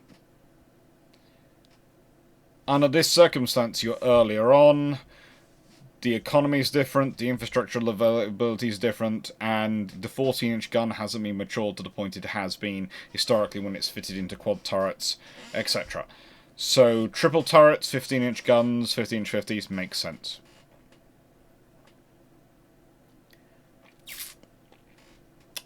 For the Americans, it's going to be the 16-inch gun. It's going to be that. And it's going to be triple turrets. But again, it's going to be really interesting to see what they go with, because the thing about the Key class and the number 13s, well, they're going to be special. They're planned to be 30-knot ships, not 27 knots like the Yamato class. 4 twin 18-inch guns. If the Japanese really do, and remember, this design was supposed to be built in 1927, 1920s, late 1920s, early 1930s anyway. They're supposed to complete the fleet by 1927, but I said my estimate is 1930, maybe 31. Yeah, 8 twin 18-inch guns, 30 knot speed. I'm not expecting fantastic armor. No one ever is expecting fantastic armor. I know it's officially listed as being some regions of 13 inches on the waterline belt, so it's basically Queen Elizabeth class warmed up, but still, that's going to be a pretty persuasive fast battleship. The British are also responding with a fast battleship design, even if it is going to be 12, 15-inch 50s. The Americans are going to be forced down the same, and they've got limitations of the Panama Canal. The British limitation, well, the Suez Canal isn't really as much of a limitation. The more of a limitation is their dry docking facility around the world, but let's be honest, they do have a floating dock which can take Hood. They do have some docks in the UK which can take Hood. They could well build some more floating docks or do some infrastructure investment. It's not going to be quick, but the British are more likely to do that than necessarily back down in the face of this, because if they back down in the face of this, then the British are no longer able to secure their empire. And remember, their entire policy is you keep the Indian Ocean a British lake, and the Mediterranean they want to keep as close to a British canal as they possibly can. Italy and France are the two who are going to be caught most sideways by this, but if Italy's decided not to join it, they presumably will have plans ready. At this point, they historically were looking at the cut and shunt operations on their older battleships, but they might go with new construction. They might start a version of the Littorio class or something, one of the early designs which lead to the Littorio class earlier. Again, with the French, who knows where they go, honestly. Without the limitations of treaties, they probably do not go Dunkirk, so they probably go full-size ship, but Dunkirk's kind of like the Scharnhorst, represent the peak of, in terms of their armament, etc., of what French infrastructure and armaments industry could really supply and provide. So they're weaker, but could produce an interesting class of ships. Could be a 4-turret Dunkirk or something like that. They're going to have to build something. Carriers are where things get really wackadoodle. Because if you consider, by this point, lots of navies will have built up a lot of experience operating carriers. Now, historically, in the early 1930s, you get the Yorktowns, and you get Ark Royal. So this one and this one. Which, as I've said before, are both very good examples of what the navies want. In terms of the Royal Navy, it's for the strike carrier role, not the fleet carrier role. They can't combine both because the fleet carrier requires armour to do it, because it has to be closer to the fleet, and it's basically their carrier for dealing with likely problems from shore in the Mediterranean and South China Sea. Strike carrier is about making sure anyone hiding in harbour doesn't get to hide in harbour. And the whole combining the two together as a carrier battle group and a carrier task force is how the British are going to get around the fact that their carriers often carry less aircraft than their counterparts because of their adjustments for survivability. Well, the thing is, the British have plans which look like the Implacable class earlier on. They have plans which look like this. Well, they're basically this, but Implacable, but closer to Ark Royal form in terms of armour, etc., and structuring. And same with the Midways and the Yorktowns. The Yorktowns are what the Americans build in this period, and it's really, as I said, is an excellent carrier and very suitable to their operational doctrine. But it's not exact 100% what they want, because basically you can consider a Midway a Yorktown with armour and more survivability. That is a very good case to make between them. There is, I would say, functionally far more similarity between the Midways and the Yorktowns than the Essexes. You can certainly see the legacy of the Essex production in the Midways, but I'd say when you look at them, the Essexes are designed for rapid production and are designed for being mass-produced as quickly as possible, whereas the Midways are built to take up from where the Yorktowns had left off, with more survivability added in. So I think what you definitely get from the British and the Americans are these sort of ships. And the thing is going to be, they can build these while building capital ships. The Japanese can't. What does the impact of this have on the economics? Well, again, it's going to be some improvements in aviation terms. It's probably going to provide the case in Britain for the Fleet Air Arm being put under control of the Royal Navy earlier, because they're going to be growing their carrier arm. For both the British and the British Navy and the US Navy, and to an extent the Regia Marina and the French Navy, I think also could benefit from this, because I could see them getting a carrier. Not sure about the Italians. Italians probably do end up doing something earlier because, well, the French will have something better than Bern. But you have to remember, for navies, the individual engine power plant its power production, its power to weight ratio, its horsepower limit matters far more for a service for them than it does for air forces. Air forces have space for multi-engine bombers. Whilst you could see multi-engine aircraft end up operating from carriers earlier in this scenario, the odds are they're going to be concentrated on single-engine aircraft just from a space perspective and maximising air group space and logistical supply and infrastructure. So, yeah, pushing the horsepower limit of the engines earlier could mean some big changes by the time you get to World War II. i.e., the 1,000 horsepower engines might not be the big engines there. But again, that's going to be investment in aviation, which is going to be more employment. That's going to be investment in technological research, which is going to get me more employment. That's going to have spillovers into civilian industries, into the motor industry, car motor industry, into all sorts of offshoots. So the thing is, this is going to provide a lot of employment. And yes, it's government money, but it's government money going directly into its own national economy.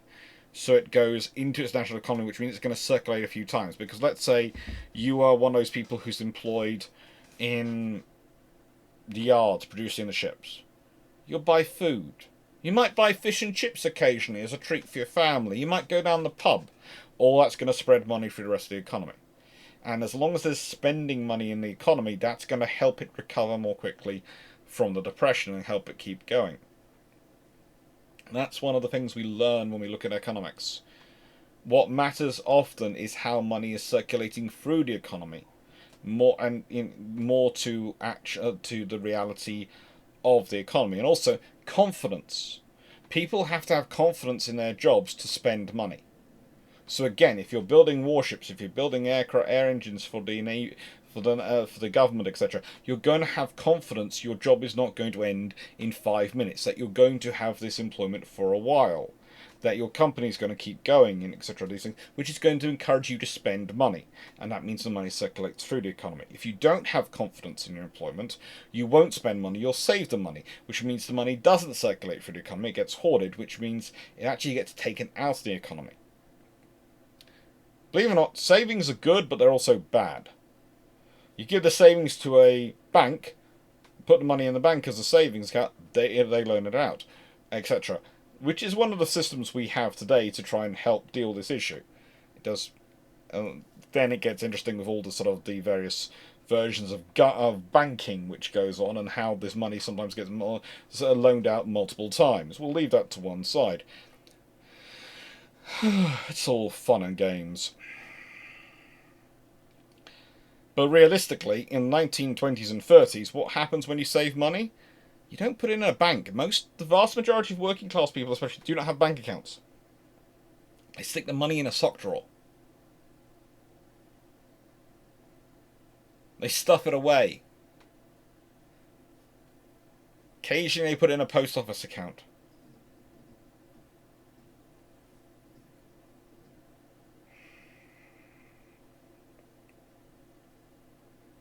In the UK and most other countries are not that dissimilar to it in this period.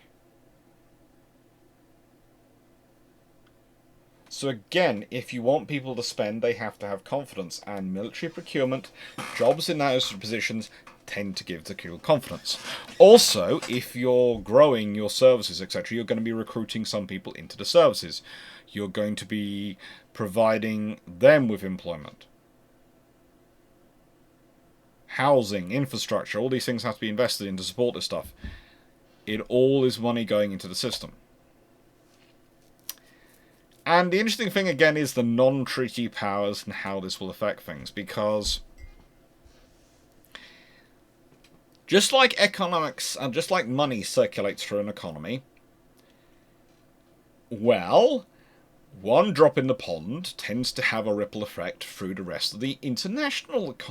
Because we're not just dealing with the powers that we think about in the Washington and London Treaty at this period.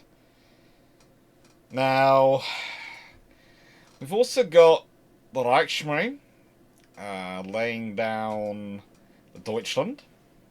Because at that point, that's what they're called, the Reichsmarine. They're going to be the Kriegsmarine later. They were the Kaiserliche Marine in World War One. Okay, I can understand why they keep changing names, but seriously, just makes my German sound worse. We have South American nations, Dominions, who could also all get in the act. Let's be honest, Australia and New Zealand were worried enough about Japan as it was, and well, traditionally Canada had resisted them all having to take on massive armament for fear of annoying the Americans, but on this scenario, they might well lose the argument, and let's be honest, Canada might not be. Basically, the British might get around with Canada by just going, okay, fine, you get a destroyer and build a destroyer and sloop fleet. Rather like what they built in the Battle Atlantic anyway. South American nations, always interested in building ships. If everyone else is building new ships, they might get on in the act. They're okay, yes, financially they're not in the great shape to actually do it. But the trouble is, with the arguments that come with them, they're not being in a great shape financially to do it, is they're never in a great financial shape to do it, and they still do it. So whilst you or I might look at the financial side and go, do we really justify buying a battleship, Your Excellency? Really? The actual scenario probably involves them doing it. And then we have the Soviet Union. Historically, Kirov doesn't get laid down to 1935. They don't, of course, start their battleship construction till later. The Krasny Kavaz is launched in 1996, is only commissioned in 1932, and all these things. But if Japan is building a whole new generation of battleships, considering what the Soviets have and Stalin's mindset about the Japanese and the British, Honestly, some of the 1931 battleship designs might get left off and started. And of course, the thing is, with those powers getting involved, that's going to force a reaction from the other powers. Basically, Britain's going to have to look at the Soviets are going to think their construction through vis-a-vis them, and what happens if they're in the mix. It's also going to have an impact on Italy, but Germany, they've got years before anyone comes to power who's going to negotiate the Anglo-German naval agreement, let alone start implementing it with funding-wise. Honestly, in naval terminology, they could be stuck further behind than anyone else, because the level of construction, again, will go hand in hand with more testing, more experimenting. Who knows, the Bureau of Ordnance might even work out they've got problems with their torpedoes prior to World War II.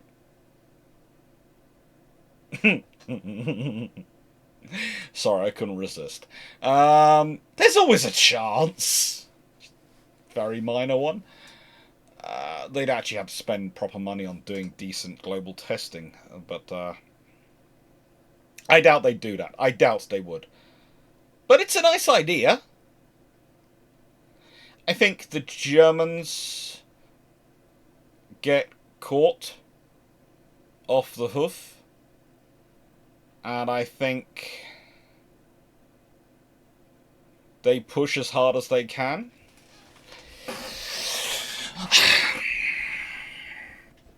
But I don't think they're going to be able to catch up. Soviets are going to be the really interesting thing. How the Soviet Union reacts. Because traditionally, again, their decisions are based in the fact that the London Treaty happens. They don't join the London Naval Treaty. And the London Naval Treaty happens. So that affects their decision-making process vis-a-vis their spending. But Japan starting earlier, let's be honest, a goodly portion of the reason their battleship program starts when it does is because the Japanese have left the Second London Naval Treaty and are building battleships. That is a good portion of Stalin's mindset and pushing that through. We know that from the accounts given. There's enough of them in enough ways that we're fairly sure. We're not quite sure how much of his mindset that is, but we know it's part of it.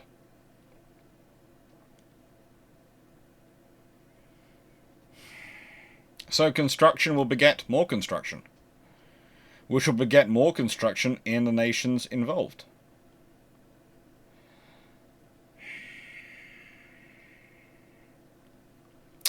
The Japanese, please note, I did mention earlier, I said they can build about 3-4 ships at a time, and someone's going to come back to me, I know, with going Kyo, Yokosuka, Kawasaki, and Mitsubishi in Nagasaki.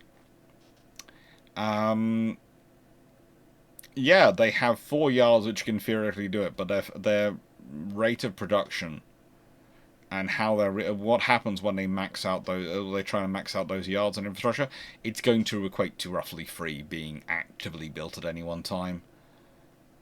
They have issues unless they invest heavily in infrastructure, and that's going to take time to do. You can't just go, here is money! Build me steel plants, and then magically everything will work.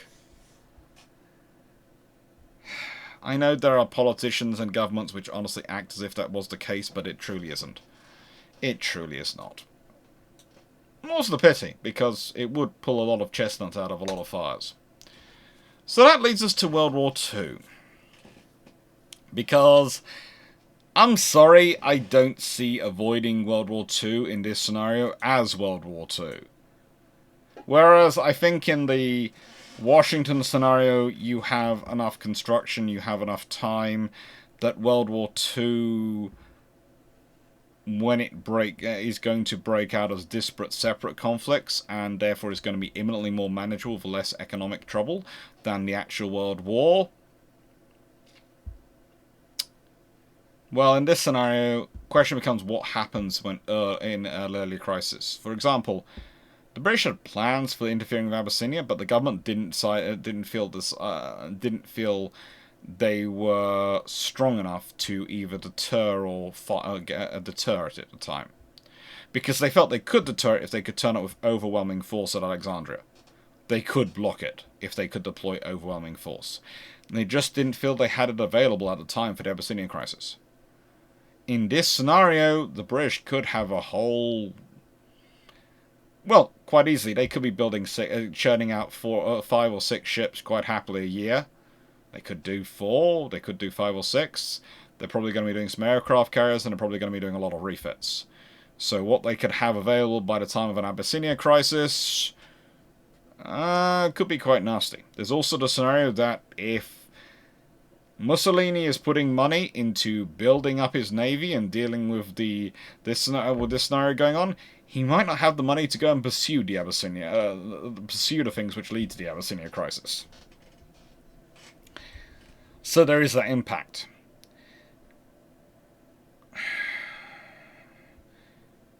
There's also the fact that they're going to be building up the infrastructure at a far more graduated pace, which is going to make it cheaper to do than they did historically. Historically, the British are basically going pedal to the metal from 1937 onwards to try and get ready for war, which they see as coming imminently. In this scenario, they'd be going, hang on, war's going to be a few years away still, but we are able to build up our infrastructure and are going to be building up our infrastructure to build up and respond to this. And probably the Americans are going to be the same. Roosevelt will probably use it as a good reason to invest in infrastructure.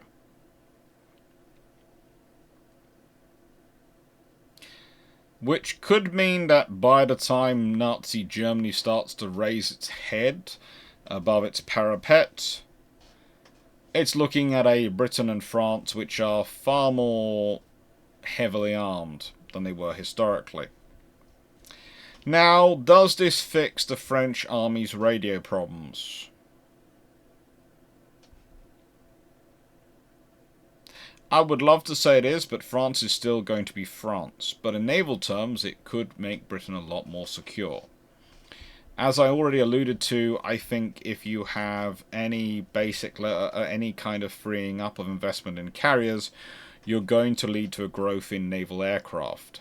And that's going to lead to an investment in engines, which, considering again the infrastructure and research which has been ongoing in Britain and France and other countries, and Germany's had some involvement. Yes, they've been pushing some things, but they are behind it in some regards.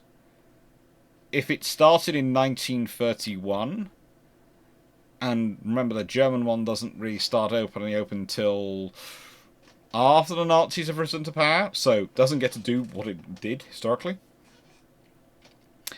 There is a very real chance that the Germans find themselves a lot more ground to make up to get level pegging with Britain and France in terms of aircraft. Now, again, this might not stop conflicts, but it might have a spillover impact. Because if you have this construction and rearmament going on in Britain and France and other European powers and America, and so you have investment going on, you have construction going on in the yards, but they haven't got an idea of imminent war, but they are building in response to each other and watching everyone carefully, they're going to be building a lot of ships, which is going to in turn make it cheaper for other powers, i.e. Poland or other third parties, to procure ships from them and other equipment from them. So the thing is, the Polish armed forces might be consequently far better armed than they were historically. Because remember, they have reasons to be. They keep facing invasions from the Soviet Union, which in this scenario could be arming up as well.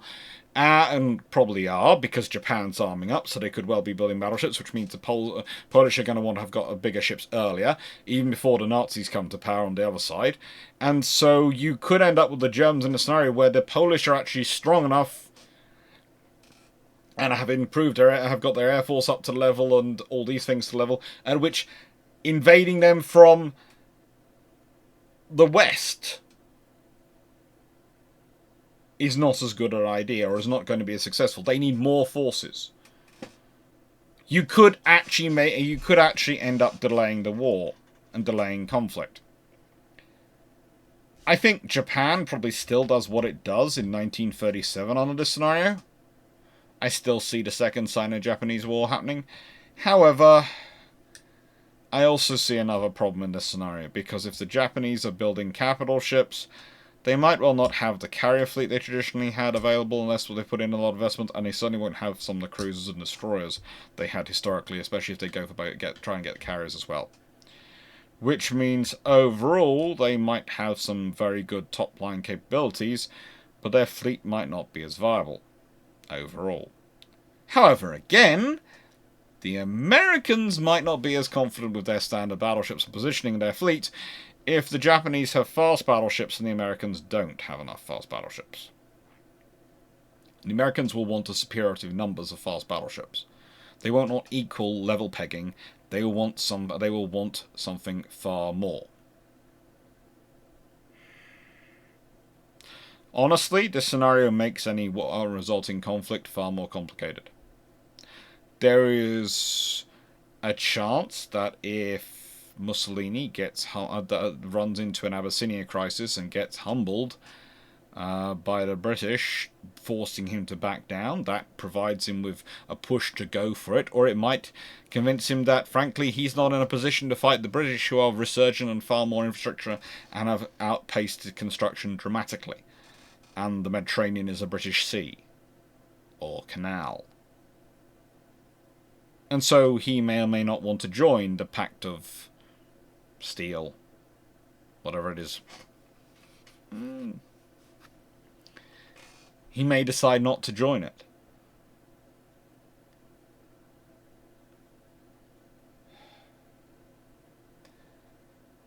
There's also the fact that Hitler might be looking at a far larger bill to build up to the position that he can even fight the French, which was his official aim, let alone the British.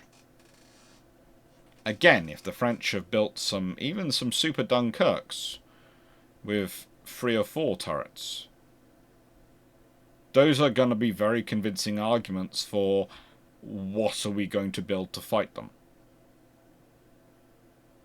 And again, that's going to keep the Italians distracted. So you could honestly have a scenario where the Germans could stretch out their economy as much as they can to try and to spend it for war, to try and build them up to the point at which they have to. Their war timetable is to an extent dictated by their need for funds and to to get more money to keep their economy going. But they're facing such a ring of armaments around them that they can't. Because they have to spend even more. Because again, if you've got Poland able from, let's say, from 1931-32 onwards, to buy freely from Britain and France equipment, and Britain and France are investing in growing their equipment, and maybe buy from America as well,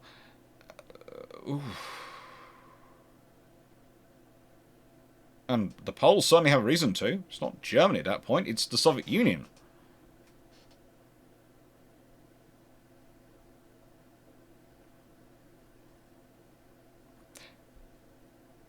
These are all factors as well which could have been placed in the earlier Washington Treaty scenario, and they would certainly have been factors. But in this scenario, they become a really massive factor because you're in a close enough historical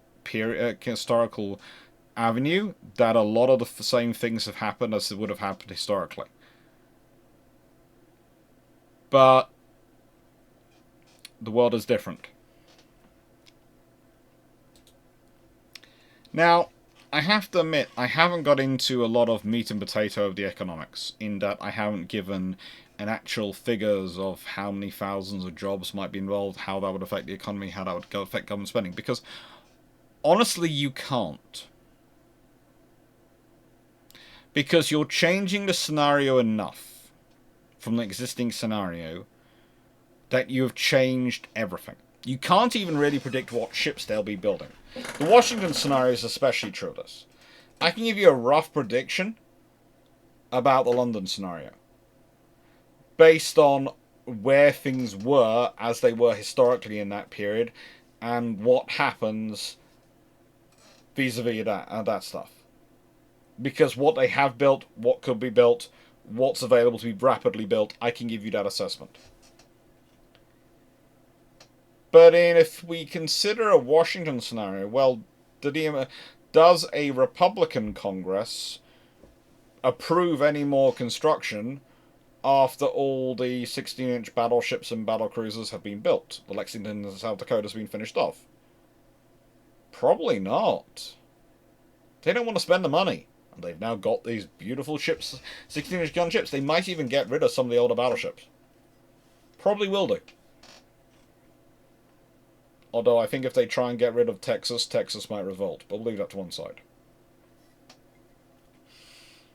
She's probably okay. She's a 14. She's got good guns. She'll survive probably.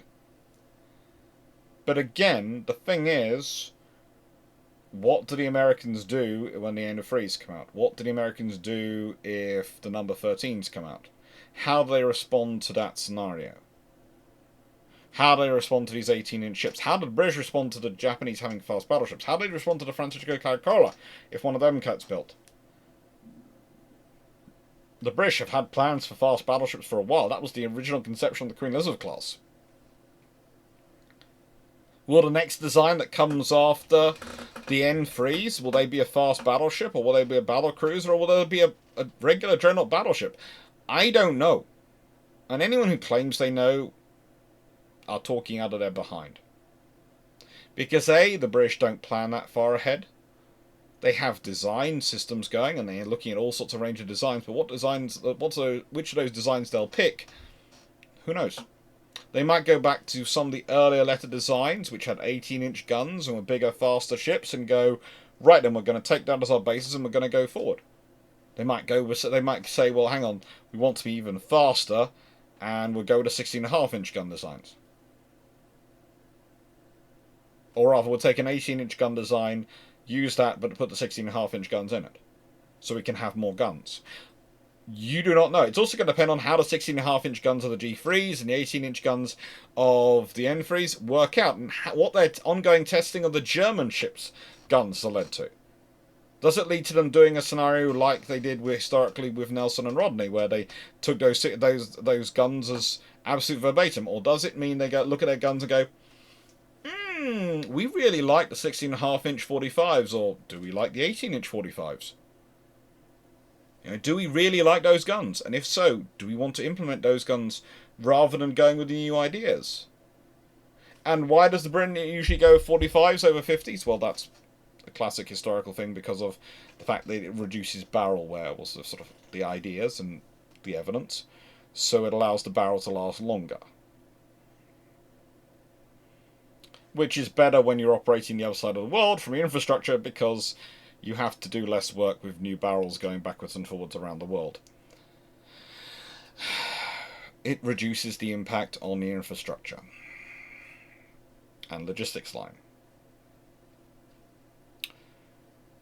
And the thing is, even the London Naval Treaty, that's going to introduce differences. As said, my instinctual scenario is that the government still wishing to try and not cause a massive gun race, go with a 15-inch gun. A treble 15-inch gun. Might well be a 12-gun ship. 4 triple turrets. As their answer to it.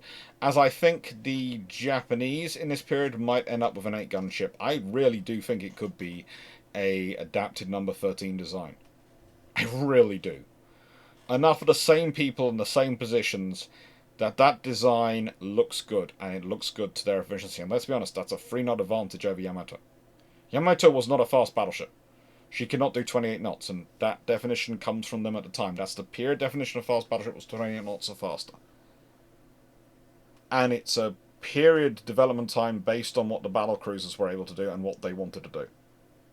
And it's all about keeping up the cruiser forces. So a 30-knot ship with 18-inch guns? That's a powerful thing to be building in early 1930s. That is a truly powerful thing to be building in the early 1930s.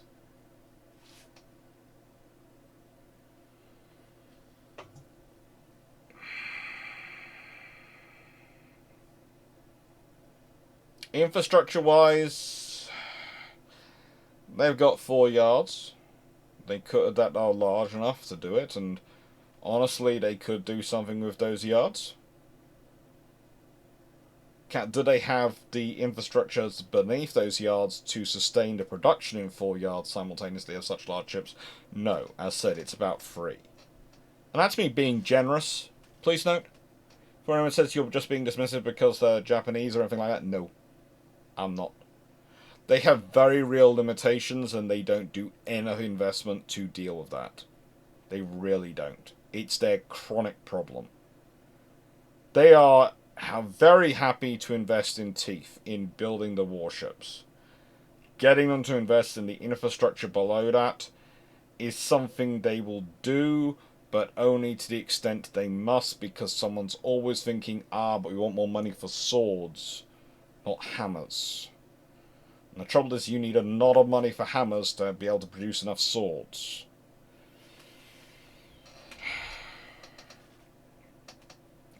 World economy-wise, again, this will put a lot of money into people's pockets, and it'll be money they're confident in. They'll be confident in spending. If the British government are building 4 battleships, ordering 4 battleships a year, in any period, as said, that gives 8 yards absolute confidence that they're going to have a battleship program in any 2-year period. That's a lot of confidence in your employment. Add in cruisers, merchant ships, and suddenly you are looking at a very stable economic scenario. And that's going to be then a lot of confidence for people down the line in terms of the armaments industry, in terms of the furniture industry, in terms of the plumbing industry, in terms of the engine builders, the boiler makers, all those areas, which is going to give a lot of people confidence in what they're doing. Add in the aviation network, add in the electronic scenarios, and suddenly you have a lot of people with jobs which are sustainable. And those people, if they've got money and are spending it, it's going to go into the economy around the economy. So it's going to go into things like they're going to want furniture for their homes. They're going to want to have fish and chips. They're going to want to go to the cinema. They're going to maybe want to have a motor car. They're going to maybe want to go for a nice holiday on the train, or go to the music hall, or go to all these things. And that's going to employ more people. That's the thing about defense spending in this circumstance. You're putting money into your economy, and it's not going to leak out.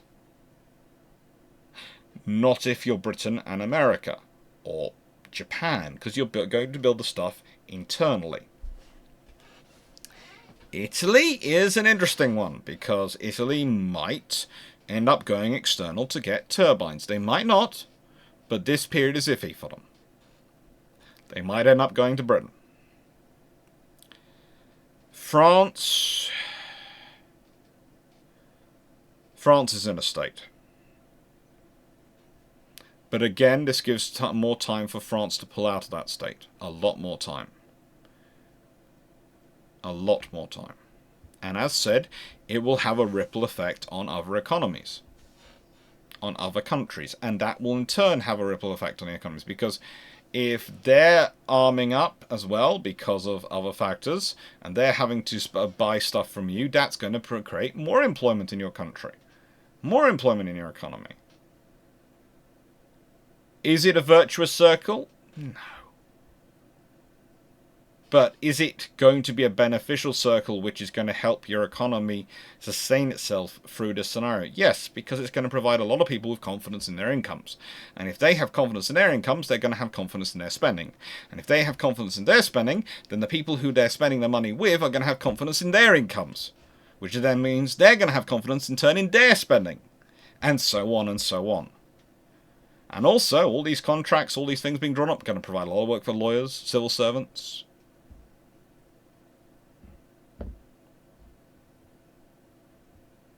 It's going to provide money for people to pay council taxes instead of them being in receipt of unemployment benefits. They're going to be paying taxes. Business rates, all those things coming in. And that's going to be all that money going around the economy. So here's the question.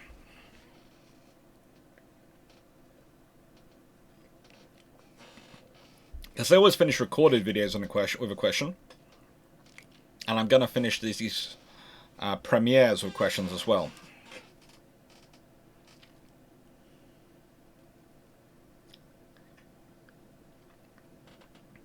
I've always maintained that the Washington Naval Treaty ultimately fails, and so did all the naval treaties ultimately fail, because they're not about curtailing ship construction, they're about creating peace. And they fail to do that.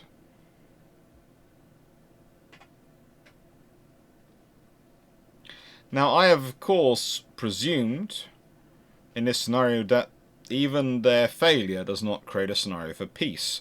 But there is a scenario, there is an option it does, because it raises the cost of conflict high enough, especially in a Washington scenario, that maybe even some of the dictatorial powers decide it's better not to do these things. I'd like your opinion. Does it create peace? Does it turn the wars into a lot of separate wars which take place and then they die down and there's no war for a couple of years, and then another one springs up and then dies down after that one's dealt with, and then another one springs up a couple of years later?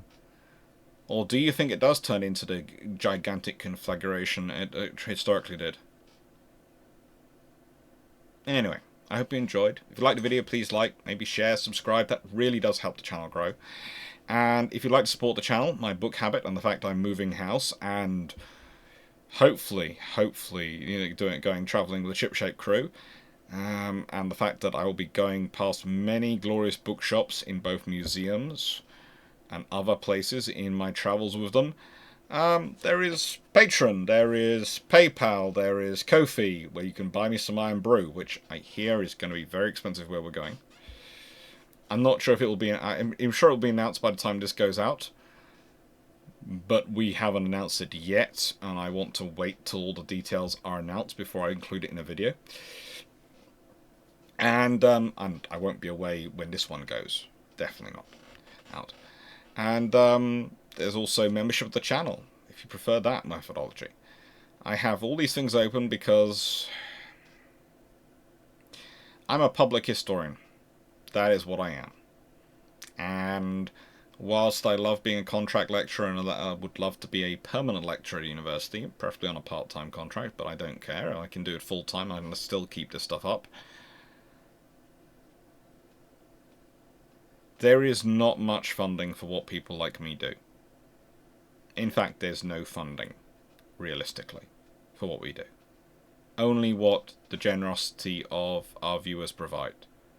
So people like me, Drakenafel, and all the countless others, well, Paul from Woody from World War II TV, etc. Sal Mercalago from What's Going On in Shipping.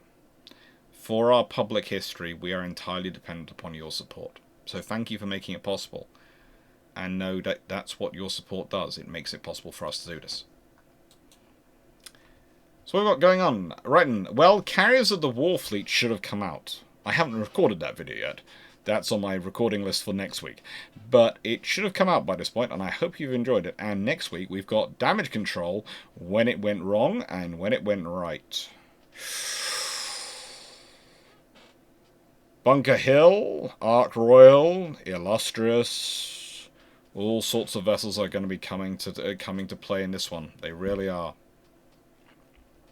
Thank you very much for watching. Hope you enjoyed, and take care.